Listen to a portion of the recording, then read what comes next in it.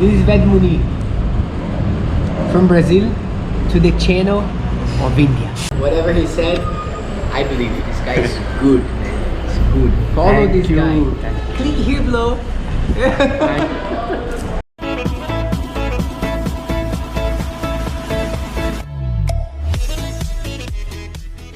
Hello guys, അപ്പോൾ നമ്മളിന്ന് രാത്രി ഒരു 12:30 ട്രെയിൻ പറഞ്ഞത് വാരണാസി ടു ഗോരഖ്പൂർ. പക്ഷേ അത് ലേറ്റായി, 2 മണിക്കൂർ ലേറ്റായി. അങ്ങനെ ഭയങ്കര തിക്കും തിരക്കൊക്കെ ആയിട്ട് ജനറലൊക്കെ വൻ ഷോക്കായിരുന്നു. അങ്ങനെ ഞങ്ങൾ ഇന്നിപ്പോൾ രാവിലെ ഇന്നലെ രാത്രി ഒരു 2 മണി 2:15 ആയിരുന്നു ട്രെയിൻ. അവിടെ നിന്ന് തുടങ്ങി ഇതിപ്പോൾ ഇന്ന് രാവിലെ ഇപ്പോൾ ഒരു 8:45 ടൈമിൽ നമ്മളിവിടെ എത്തി. അപ്പോൾ ഇതാണ് ഇവിടുത്തെ ഫുൾ വ്യൂ. ഇപ്പോൾ ഇവിടുന്ന് ഞങ്ങളെ നേപ്പാൾ ബോർഡറിലേക്കുള്ള വണ്ടിയും കാര്യങ്ങളൊക്കെ അന്വേഷിക്കാനുള്ളൊരു പ്ലാനാണ്. ഈ കാണുന്നതാണ് ഇവിടുത്തെ ഗോരഖ്പൂർ ബസ് സ്റ്റാൻഡ്. അപ്പോൾ ഇവിടെ നിന്നാണ് നമുക്ക് ബോർഡറിലേക്കുള്ള ബസ് കിട്ടുക.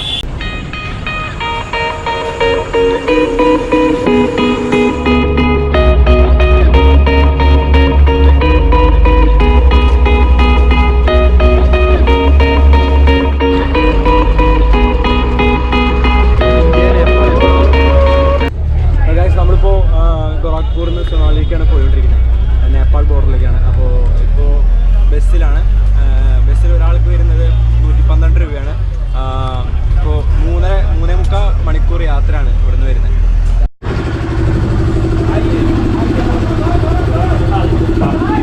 ഗായ്സ്, ഇപ്പോൾ ഇവിടെ മണി എക്സ്ചേഞ്ചിലാണ് ഇപ്പോൾ നിൽക്കുന്നത്. അപ്പോൾ ഇവിടെ 100 രൂപയ്ക്ക് 160 രൂപയാണ് ഇവിടുത്തെ നേപ്പാൾ മണി വരുന്നത്. നമ്മുടെ ഇന്ത്യൻ 100 രൂപ എന്ന് പറയുമ്പോൾ ഇവിടുത്തെ 160 രൂപ. അപ്പോൾ ഗായ്സ്, നമ്മളിവിടുന്ന് മണി എക്സ്ചേഞ്ച് ചെയ്തു. ഒരു 3000 രൂപയ്ക്ക്, അതായത് ഓരോരുത്തർ വെച്ചിട്ട് 3000 ഇട്ടിട്ട് 4800 വെച്ച് നമുക്ക് കിട്ടി. അപ്പോൾ ഇനിയിപ്പോൾ ഇവിടുന്ന് ഒരു ബസ് എടുത്തിട്ട് നമ്മൾ നേരെ കാഠ്മണ്ഡുവിലേക്ക് പോകാനുള്ള പ്ലാനാണ്. അപ്പോൾ ഗായ്സ്, നമുക്ക് ഇവിടുന്ന് തന്നെ സിം കാർഡ് കിട്ടുന്നതായിരിക്കും. ഏതാണ് ഈ സിം? ഏത് സിം? സ്മാർട്ട് എന്ന് പറഞ്ഞൊരു കമ്പനിയുടെ. ഞാൻ കേട്ടിട്ടൂടിയില്ലേ കമ്പനി. അപ്പോൾ ഗായ്സ്, നമ്മളിപ്പോൾ എക്സ്പ്രോസിലാണ്. അപ്പോൾ ഇവിടുന്ന് ഒരാൾക്ക് ഒരു 1000 രൂപ വെച്ചിട്ട് 250 കിലോമീറ്റർ ഉണ്ട്. അപ്പോൾ ഞങ്ങളൊരു 5 പേരുണ്ട്. ഒരു 5000 വെച്ചിട്ട് സേഫായിട്ട് അവിടെ എത്തിക്കാം. അതായത് ബസ്സിൽ പോകണമെങ്കിൽ ഇത്ര കിലോമീറ്റർ, എത്ര മണിക്കൂർ ഡിലേ വരും. അതുകൊണ്ട് തന്നെ ഇപ്പോൾ കാറിലാകുമ്പോൾ പെട്ടെന്ന് എത്തിക്കാൻ സാധിക്കും. അപ്പോൾ അതുകൊണ്ട് തന്നെ നമ്മൾ രാത്രി 12 മണിക്ക് എത്തും. ഇപ്പോൾ നേപ്പാൾ എത്തി. കൊടുക്കുന്ന രാത്രി ഭക്ഷണം, അതായത് നേപ്പാളി ഫുഡിന് കഴിക്കുന്ന ഒരാഗ്രഹം ബ്രസീലിലുള്ള ഒരാളായിട്ട് നമ്മളിപ്പോൾ കഴിച്ചുകൊണ്ടിരിക്കുകയാണ്. Whatever he said, I believe it. This guy is good, man. It's good. Follow this guy. Click here below. Guys, നമ്മളിപ്പോൾ അങ്ങനെ ഒരു 6-7 മണിക്കൂർ നേരത്തെ ജേണിയിൽ നമ്മളിപ്പോൾ കാഠ്മണ്ഡുവിലെത്തി. അപ്പോൾ നമ്മുടെ കൂടെ ഉണ്ടായിരുന്ന ഫോറിനർ ബ്രസീലിലുള്ളായിരുന്നു. അപ്പോൾ ആളുടെ ഹെറിറ്റേജ് ഹോമിൽ നമ്മളിവിടെ ആളെന്നെ ആക്കിയിട്ട് നമ്മളിവിടെ നിന്ന് പിരിയുന്നതായിരിക്കും. This thing in India, like men's use that? Yeah. In the heads. Thank you so much For the happy journey. Yeah, thank you so much. Thank you so much. Oh my god. I love you, man. Bye.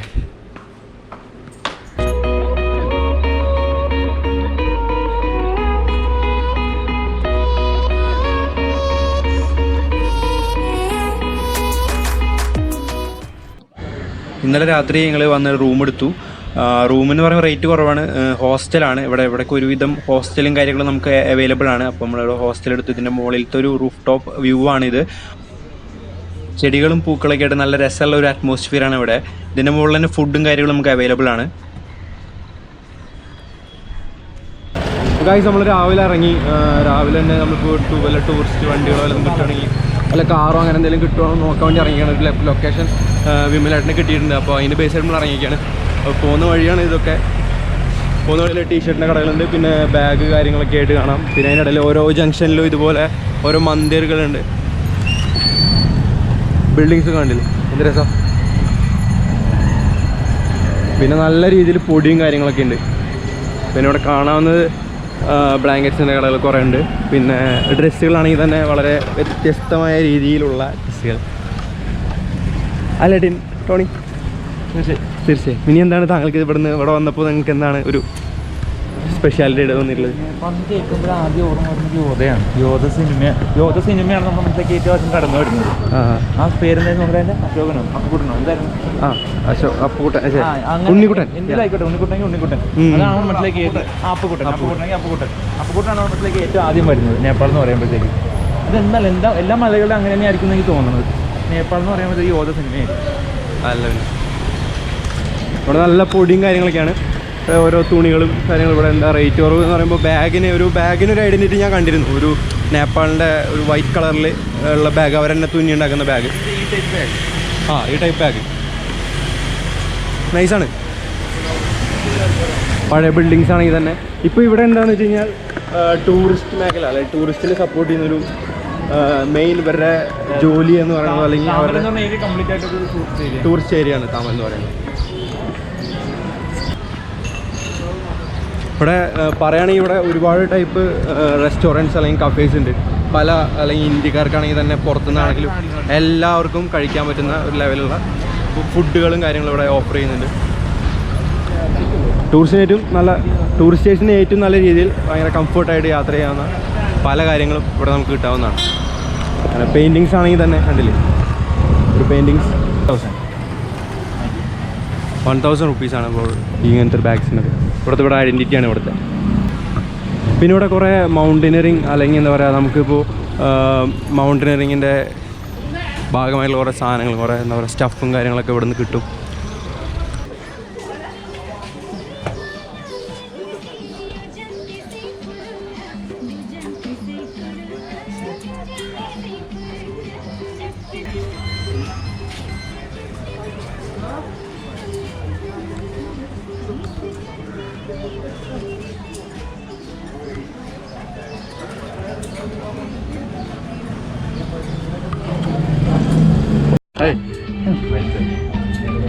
Thank you വിമലടാ. അപ്പോൾ എന്താണ് വിമലടാ നേപ്പാൾ തിരഞ്ഞെടുക്കാൻ കാരണം? നേപ്പാൾ തന്നെ വളരെ നാളത്തെ ഡ്രീമാണ്. ഞങ്ങളൊരു തവണ അവിടേക്ക് യാത്ര വന്നിട്ട് അത് പാതി വഴിയിൽ ഉപേക്ഷിക്കേണ്ടി വന്നൊരു സംഭവം ഉണ്ടായിരുന്നു. അതെന്താ കഥ? ഞങ്ങളൊരു തവണ ഇവിടുന്ന് റൈഡ് വന്നിട്ട് പാതി വഴിയിലെത്തിയപ്പോഴാണ് ഇവിടെ നിന്ന് പോകാൻ 2014 ഭൂകമ്പം ഉണ്ടായത്. 2015 അപ്പോൾ അതുകൊണ്ട് ഞങ്ങൾക്ക് അന്ന് അവിടെ നേപ്പാളിൽ കയറാൻ പറ്റിയില്ല, തിരിച്ചു പോകേണ്ടി വന്നു. കൽക്കട്ടയും വെസ്റ്റ് ബംഗാളൊക്കെ ഇറങ്ങി തിരിച്ചു പോകേണ്ടി വന്നു. അപ്പോൾ അന്ന് വല്ലാത്തൊരു വിഷമമായിരുന്നു. വീട്ടിൽ നിന്ന് അങ്ങനെ ഒരു ഡെസ്റ്റിനേഷനിലേക്ക് ഇറങ്ങിയിട്ട് പാതി വഴിയിൽ ഇങ്ങനെ അപകടം ഉണ്ടായത്, വലിയൊരു ദുരന്തം നേപ്പാളിൽ ഉണ്ടായിരുന്നു. ഒരുപാട് പേരോട് മരിച്ചു, ഒരുപാട് നാശനഷ്ടങ്ങളൊക്കെ ഉണ്ടായി. അപ്പോൾ 2 ദിവസം മുമ്പ് ഞങ്ങൾ പുറപ്പെട്ടിരുന്നെങ്കിൽ ചിലപ്പോൾ ഞങ്ങൾ ആ ദുരന്തത്തിൽ പെട്ടുപോയായിരുന്നു. അപ്പോൾ അന്നതൊരു വിഷമമായിട്ട് കിടന്നതാണ് മനസ്സിൽ. പിന്നിപ്പോൾ ഒരു 4 വർഷം കൂടി കഴിയേണ്ടി വന്നു, 4-5 വർഷം കഴിയേണ്ടി വന്നു വീണ്ടും ഒരു ഡെസ്റ്റിനേഷൻ. ഇതിൻ്റെ അവസാനം ഇന്ത്യൻ ബോർഡറാണ്. ബാക്കി എല്ലാ ബോർഡറും ഇന്ത്യൻ ഇതോട് ചേർന്ന് നടക്കുന്ന എല്ലാ ബോർഡറും കാണാനും കടക്കാനും പറ്റിയിട്ടുണ്ട്. നേപ്പാളിൻ്റെ അവസാനത്തെ ഒരു ഡെസ്റ്റിനേഷനാണ്. അപ്പോൾ അത് കംപ്ലീറ്റ് ആയി. ഗൈസ്, അപ്പോൾ നമ്മൾ അവിടെ നിന്ന് ഒരു ട്രാവൽസിൽ കണക്ട് ചെയ്തിട്ട് അവിടെ നിന്നൊരു കാർ നമുക്ക് ഒപ്പിച്ചു. ഒരു 1000 രൂപയ്ക്ക് അത്യാവശ്യം ഒരു ഹാഫ് ഡേയിൽ ഫുൾ കറങ്ങാവുന്ന ലെവൽ. ഇപ്പോൾ നമ്മൾ പശുപതിനാഥ് ടെമ്പിളിൻ്റെ അവിടെ ഫ്രണ്ടിലാണ്, ഇതാണ് എൻട്രി. ഗൈസ്, ഇവിടെയാണ് ചെരുപ്പ് ഊരി കൊടുക്കുക. അതിൻ്റെ ഉള്ളിലേക്ക് ചെരുപ്പ് ഇട്ടിട്ട് കയറാൻ പറ്റുന്നതല്ല. നമ്മൾ ചെരുപ്പൊക്കെ ഊരി കൊടുത്തു. ഒരുപാട് സ്കൂൾ പിള്ളേരൊക്കെ വന്നിട്ടുണ്ട്. ഗൈസ്, ഇപ്പോൾ നമ്മൾ പശുപതിനാഥ് ടെമ്പിളിൻ്റെ ഫ്രണ്ടിലാണ്. അപ്പോൾ ഈ കാണുന്നതാണ്, ഇതിൻ്റെ ഉള്ളിൽ കയറി കഴിഞ്ഞാൽ വലിയൊരു മന്ദിരമാണ്. കാണാനൊരു സംഭവമാണ് ആക്ച്വലി. പിന്നെ ഇവിടെ കയറി കഴിഞ്ഞാൽ കുറേ ചെറിയ ചെറിയ അമ്പലങ്ങളും കാര്യങ്ങളൊക്കെ ഉണ്ട്. എല്ലാം ബേസ്ഡായിട്ട് ശിവനെ ആയിട്ട് ബേസ് ആയിട്ടുള്ളത്. ഉള്ളിൽ മൊബൈൽ കടത്താത്തതുകൊണ്ട് കൂടുതൽ വിഷ്വൽസ് എനിക്ക് എടുക്കാൻ പറ്റില്ല. പിന്നെ കുരങ്ങന്മാരും അത്യാവശ്യം ഉള്ളിലുണ്ട്. നല്ലൊരു മാർബിളൊക്കെ ഉള്ളതുകൊണ്ട് നല്ല തണുപ്പും നല്ലൊരു വൈബാണ് ഇവിടെ. ശരിക്കും വരേണ്ട സ്ഥലം തന്നെയാണ്. ഇതിന് ചുറ്റും എന്താണെന്ന് വെച്ച് കഴിഞ്ഞാൽ ഇവിടെ അല്ലേ ഇതുപോലെ കുറേ ഐറ്റംസ്, കുറേ മന്ദിരമുണ്ട് ഇവിടെയൊക്കെ. ഇത് കാണുന്ന പോലെ തന്നെ കുറേ മന്ദിരും കാര്യങ്ങളൊക്കെ ഉണ്ട് ഇവിടെ. നല്ലൊരു സ്ഥലം തന്നെയാണ്. നന്നായിട്ട് വരാൻ പറ്റിയ എല്ലാവർക്കും വരാൻ പറ്റുന്നൊരു സ്ഥലം തന്നെയാണ്.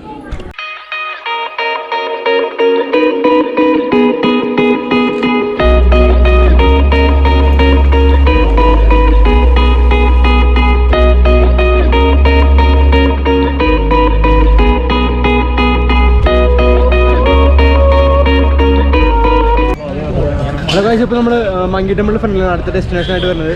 അപ്പോൾ ഇവിടെ എന്ന് വെച്ച് കഴിഞ്ഞാൽ നമ്മുടെ മോഹൻലാലിൻ്റെ പടമായ യോധ മൂവി ഷൂട്ട് ചെയ്ത കുറേ രംഗങ്ങളൊക്കെ ഇവിടെയാണ്. അപ്പോൾ നമ്മുടെ യോധയിൽ ജഗതിയും മോഹൻലാലും കൂടി ആ അമ്പട്ടനൊക്കെ ആയിട്ട് വരുന്ന ഒരു സീൻ ഇവിടെയാണ് എടുത്തത്. അപ്പോൾ ആ സീനുകൾ നമുക്ക് അവിടെ നിന്നും മുകളിൽ കയറിയിട്ട് കാണിച്ചു തരാമെന്നായിരിക്കും. ഇതിനാണ് ഇതിൻ്റെ എൻട്രി വഴിയൊക്കെ വരുന്നത്. ടിക്കറ്റും കാര്യമാണോ എനിക്ക് അറിയില്ല, പോയി നോക്കി അവിടെ. ഓക്കെ,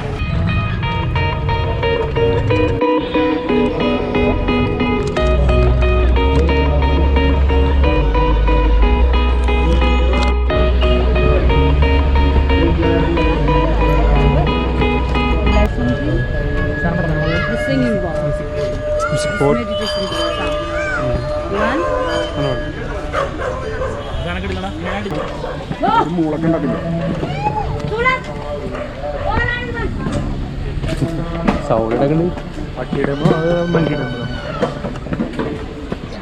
സ്റ്റെപ്പുകളൊക്കെ കയറി ചെല്ലുന്ന നേരെ സ്വയംഭൂനാഥ് സ്തൂപയുടെ അവിടേക്കാണ്. ഇതിൻ്റെ മുകളിലേക്ക് കയറി പോകുമ്പോൾ തന്നെ നമുക്ക് ഈ വഴിയുടെ അപ്പുറത്തും ഇപ്പുറത്തായിട്ട് ഇങ്ങനെ ഓരോ വള മാല അല്ലെങ്കിൽ പിക്ചേഴ്സ് അല്ലെങ്കിൽ പെയിൻറ്റിങ് വർക്ക് ചെയ്തിട്ടുള്ള കുറേ കാര്യങ്ങൾ വിൽക്കാനൊക്കെ വെച്ചിട്ടുണ്ടാവും.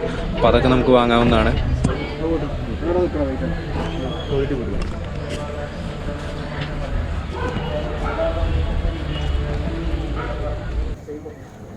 ഈ ഒരു സീനറിയിലായിരുന്നു യോദ്ധ മൂവിയിലെ കുറച്ച് രംഗങ്ങളൊക്കെ എടുത്തിട്ടുള്ളത്.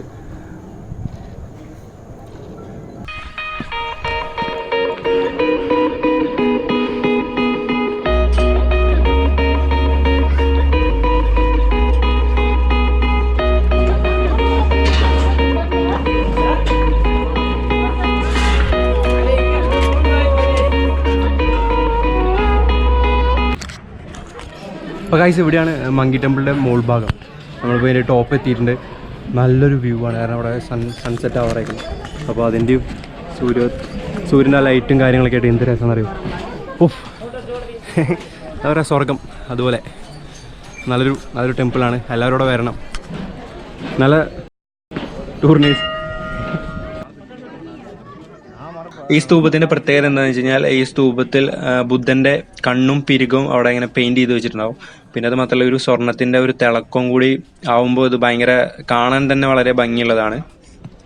നേപ്പാളിൽ തന്നെ ഒരു പ്രത്യേകതയാണ് ഇത്, അതായത് പ്രയർ വീൽസ്. ഇതിപ്പോൾ ഇവിടെ എല്ലാ അമ്പലത്തിൽ ചെന്നാലും ഈ ഒരു സംഭവം നമുക്കവിടെ കാണാൻ പറ്റും. എല്ലാവരും ഇത് കറക്കിക്കൊണ്ടാണ് പ്രാർത്ഥിക്കുന്നത്. അതൊക്കെ എന്തോ വല്ലാത്തൊരു കൗതുകമായിട്ട് തോന്നി.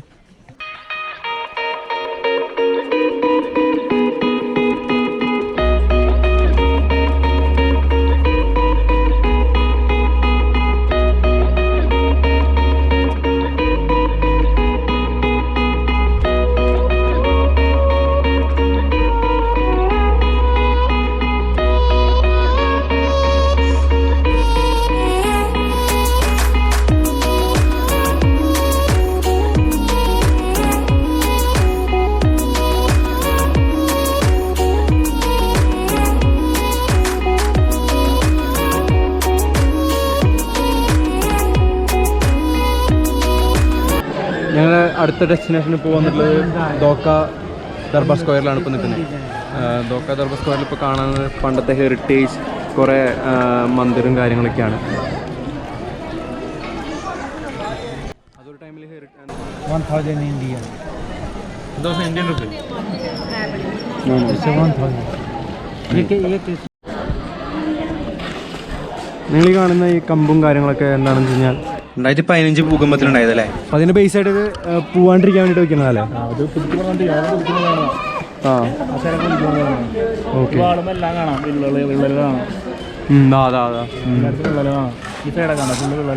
ആ ബിൽഡിങ്ങിലൊക്കെ എല്ലാം വെച്ചേക്കുന്നത് മെയിൻ്റെനൻസിന് വേണ്ടിയിട്ടല്ല.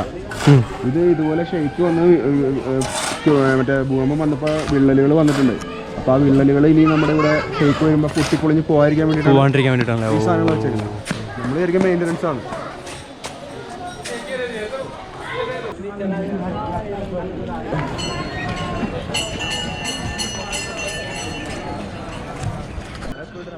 പ്രത്യേകം എടുത്തു പറയേണ്ട ഒരു സംഭവം തന്നെയാണ് 2015 ഭൂകമ്പത്തിന് ശേഷം ഇവർ ഭയങ്കരമായിട്ട് ചേഞ്ചസ് വന്നിരിക്കുന്നു. ഇപ്പോൾ ബിൽഡിങ്സിനാണെങ്കിലും ഭയങ്കരമായിട്ട് ചേഞ്ചസ് വന്നിരിക്കുന്നു. വീണ്ടും ആ ഒരു പഴയ രീതിയിലേക്ക് അവർ വന്നിരിക്കുന്നു. ശരിക്കും പറയേണ്ട ഒരു കാര്യം തന്നെയാണത്.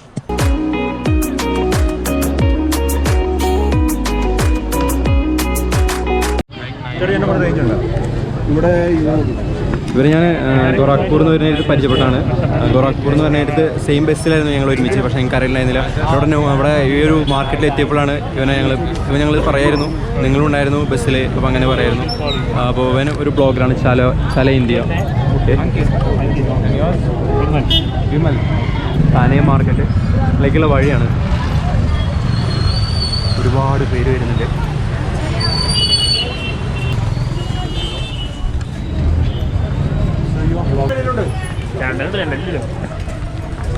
കുറേ ടൈപ്പ് എന്താ പറയുക ഡ്രസ്സായാലും തന്നെ ഒരുപാടുണ്ട്.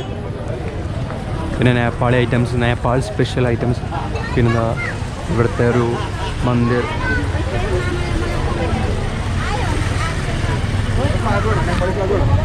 നേപ്പാൾ ഫ്ലാഗ് വേണം. ആ നേപ്പാൾ ഫ്ലാഗ് വേണം. കുറേ നേരം തിണ്ടി നടക്കുന്നു. കൂപ്പിലും കിട്ടണേന്നില്ല. എത്രയാണ് പറയണേ? കൊള്ളാല്ലേ? നൈസ്.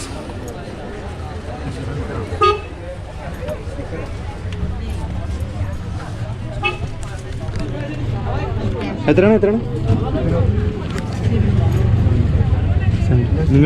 നിങ്ങൾ നേരത്തെ ഈ സെയിം സാധനം 100 രൂപ മേടിച്ചേ. ഇവിടെ 75. ഇവിടെ ശശി ചങ്ങ നമ്മുടെ ഡ്രൈവറാണ് കേട്ടോ. ഡ്രൈവർ ബ്രോ നമ്മളെ കാണാണ്ടേ ഇപ്പോൾ ഇങ്ങോട്ട് വന്നതാണ്. സമ്മതിച്ചില്ലേ? നേപ്പാളിലെ വിശേഷങ്ങൾ ഇവിടെ അവസാനിക്കുന്നില്ല. പുതിയ പുതിയ കാഴ്ചകളൊക്കെ ആയിട്ട് ഞാൻ വീണ്ടും വരുന്നതായിരിക്കും. നിങ്ങൾക്ക് ഈ വീഡിയോ ഇഷ്ടപ്പെടുന്നു വിചാരിക്കുന്നു. ഇഷ്ടപ്പെട്ടവർ ലൈക്ക് ചെയ്യുക. മാക്സിമം ഈ വീഡിയോ നിങ്ങൾ കണ്ടിട്ട് ഇഷ്ടപ്പെട്ടെങ്കിൽ നിങ്ങളുടെ ഫ്രണ്ട്സിനൊക്കെ അത് ഷെയർ ചെയ്യുക. പിന്നെ മറക്കാതെ നിങ്ങൾ സബ്സ്ക്രൈബ് ചെയ്യുക.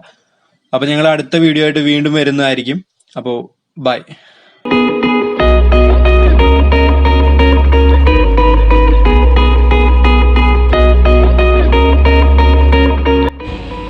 അപ്പോൾ നമ്മൾ രാവിലെ ഇറങ്ങി. അപ്പോൾ വിമലേട്ടന് നേപ്പാളിനോട് എന്തോ പറയാണ്ട്. വിമലേട്ടാ നേപ്പാളിനോട് എന്തെങ്കിലും പറയാമല്ലോ? ഇല്ല.